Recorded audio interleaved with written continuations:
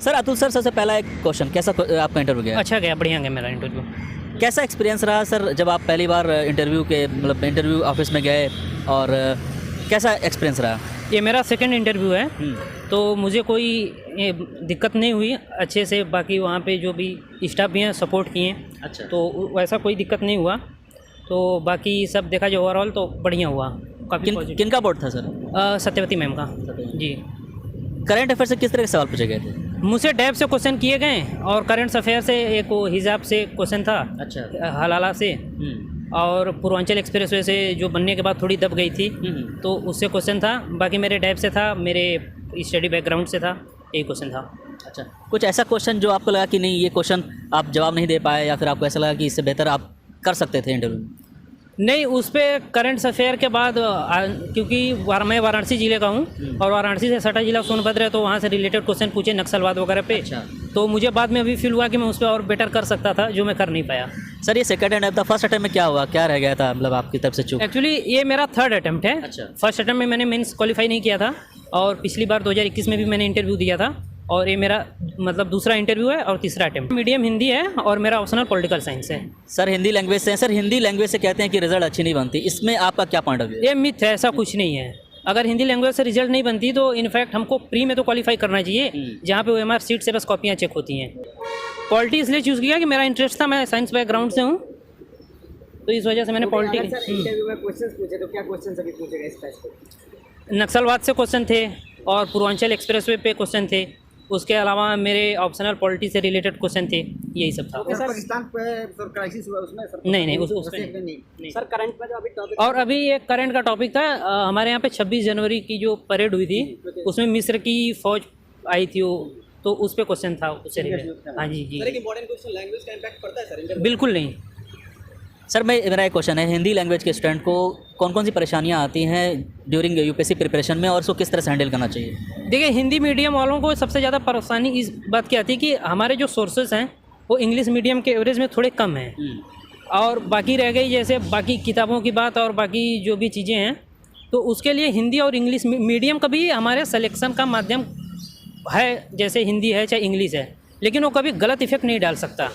और दूसरी बात, सोर्सेज अवेलेबल हैं, बस वो हम तक पहुंच नहीं पाते, या हम उन तक पहुंच नहीं पाते, तो इस वजह से दिक्कत आती है। सर न्यूज़पेपर वगैरह जैसे हिंदू होता है, इंडियन एक्सप्रेस होता है इंग्लिश वालों के लिए, तो हिंदी लैंग्वेज के स्टूडेंट के लिए कौन सी मैगजीन और कौन सी न्यूज़पेपर यूज़ करें? हिंदी मीडियम के लिए क्रॉनिकल मैगजीन, मैं क्रॉनिकल मैगजीन ही पढ़ा, और न्यूज़पेपर में तो मैं न्यूज़पेपर पे बिलीव करता भी नहीं, मैं कोई ऐसे पढ़ा नहीं। क्रॉनिकल मैगजीन आती है मंथली सिविल के लिए, तो अगर आप एक महीने में उसको पढ़ लेते हैं तो करंट अफेयर से रिलेटेड जितने मुद्दे हैं वो मैनेज हो जाते हैं। सर GS के लिए आपने कहाँ से कोचिंग ली, और ऑप्शनल के लिए किस तरह प्रिपरेशन किया? मैंने GS के लिए ऐसे कहीं से कोचिंग नहीं ली है, मैंने सेल्फ स्टडी किया है, और एक दो टीचर थे मेरे, जैसे कीर्ति भूषण यादव थे, और एक टीचर थे दिलीप त्रिपाठी, जो अब नहीं रहे, ये दोनों लोग अब नहीं रहे, तो उन लोगों से मैंने मदद ली। और मेरे सीनियर हैं जो अभी IAS वगैरह हैं भी, तो उनके कांटेक्ट में मैं रहता हूँ, तो वहाँ से। सर आपको क्या लगता है, क्या सेल्फ स्टडी करके UPSC निकाला जा सकता है? बिल्कुल बिल्कुल। देखिए, कोई भी दुनिया की बड़ी से बड़ी कोचिंग, कोई ये नहीं कहता है कि आप कोचिंग कर लिए तो सेलेक्ट हो जाओगे।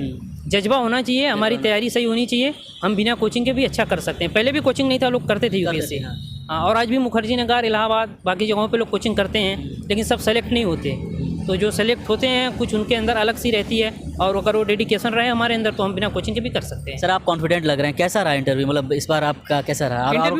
इंटरव्यू मेरा अच्छा रहा, और कोई ऐसा टॉपिक नहीं आया जहाँ पे मुझे सॉरी बोलना पड़े जैसे। अच्छा। फिर भी अभी मैं बाहर निकला तो मुझे लगा कि मैं एक दो क्वेश्चन और अच्छे से आंसर उसका दे सकता था। ऐसे कौन से क्वेश्चन थे जिसमें आपको ऐसा लग रहा है? पहला तो नक्सलवाद से था, क्योंकि सोनभद्र जिला बनारस से सटा हुआ है, पास में है, तो वहाँ से नक्सलवाद पे काफ़ी प्रश्न उन्होंने इधर उधर घुमाया, तो फिर उस पर मुझे लगा कि मैं इसको और अच्छे से उत्तर दे सकता था, जो मैं नहीं दे पाया। सर लोग कहते हैं मॉक देना चाहिए, इससे काफ़ी हेल्प होता है इंटरव्यू, इसको कैसे देखते हैं आप? हाँ, मॉक देना चाहिए, क्योंकि क्या होता है कि हम जैसे इंटरव्यू हमारा लगा है, हमको पता नहीं है सामने कैसे पैनल बैठते हैं, कैसे लोग रहते हैं, क्वेश्चन कैसे पूछते हैं, किस तरीके से क्वेश्चन पूछते हैं, तो अगर जब हम मॉक देते हैं तो हमको सारे आइडियाज़ मिल जाते हैं, और जो भी टीचर मॉक में होते हैं वो हमको बेस्ट बताते भी हैं कि हमारी गलती कहाँ पे है, हमारे बोलने में गलती ज़रूरी है। लेकिन फिर भी एक साइकोलॉजिकल होता है कि इंटरव्यू देने जा रहे हैं तो थोड़ी सी धड़कन सी होती है। फर्स्ट डे और फर्स्ट हाफ में इंटरव्यू, तो इसको आप कैसा लग रहा था आपको? कुछ ऐसी चीज़? देखिए, मेरा बहुत सिंपल सा मानना है कि जो होना है होगा। होगा। अगर मैं डरूंगा तो ऐसा नहीं कि मुझे ज्वाइनिंग लेटर मिल जाएगा। करेक्ट। तो इस वजह से जो होगा उनके हाथ में जो था, मैं जितना अपना बेस्ट कर सकता था मैं करके आया। बाकी अब यूपीएससी के हाथ में, ऊपर वाले के हाथ में।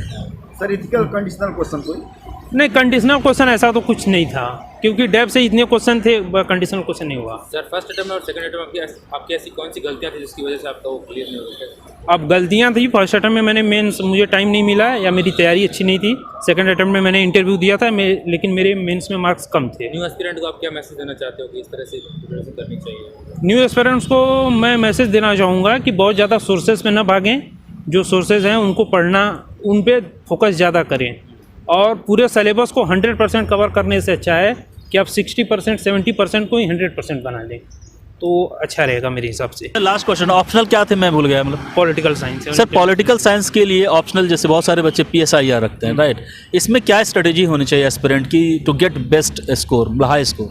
देखिए, स्ट्रेटजी ऐसी होनी चाहिए कि जैसे टॉपिक वाइज अगर हम क्वेश्चन टॉपिक वाइज हम पढ़ रहे हैं, तो हम अनसॉल्व पेपर से या दृष्टि और विज़न, काफ़ी सारी कोचिंगें हैं जो क्वेश्चन देते हैं, तो हम अगर वहाँ से उनको लेकर सॉल्व करते हैं टॉपिक वाइज, और प्री मेंस के क्वेश्चन सॉल्व करते हुए, आंसर राइटिंग करते हुए चलते हैं, तो हमारी स्ट्रेटजी अच्छी हो जाती है। और अगर हम सोचेंगे हम पूरा सिलेबस ख़त्म करने के बाद फिर अनसॉल्व पेपर सॉल्व करेंगे, तो थोड़ी सी दिक्कत हो जाती है। सर सोर्सेज की बात करें तो PSIR के लिए बेस्ट सोर्सेज क्या होगी हिंदी मीडियम के लिए? हिंदी मीडियम के लिए सुभाष कश्यप हैं, DD बासु हैं, और लक्ष्मीकांत भी है। NCERT बेसिक पहले NCERT पढ़नी चाहिए, उसके बाद अगर सुभाष कश्यप, हमारी संसद और हमारा संविधान पढ़ लेते हैं तो ठीक है।